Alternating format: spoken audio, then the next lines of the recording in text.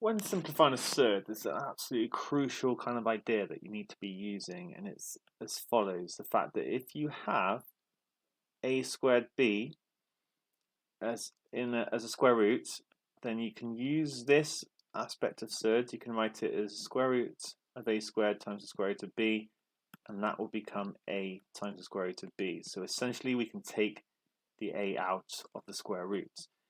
So thinking about it in reverse, like what if we don't know what this a squared is? Well, that's it. We have to think of the largest square number that goes into 200 in order to be able to simplify it.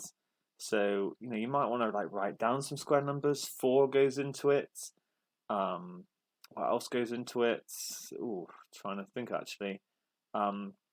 25 goes into it. That's a square number, but actually, if 4 and 25 go into it, then that means 100 goes into it, and that is the largest square number that will go into it. So we can write it as 100 times 2 being square rooted, and then we can write it as 10 squared times 2, and then we can follow the procedure that I just said there. Essentially, I mean, I wouldn't actually write this down. I would write it down now as this: square root of 100 times the square root of 2, and that's going to be 10 root 2.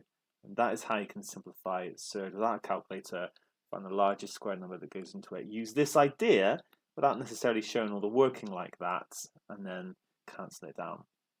Okay, this one, evaluate 8 to the power of a third. Well, that actually means it is the cube root of 8.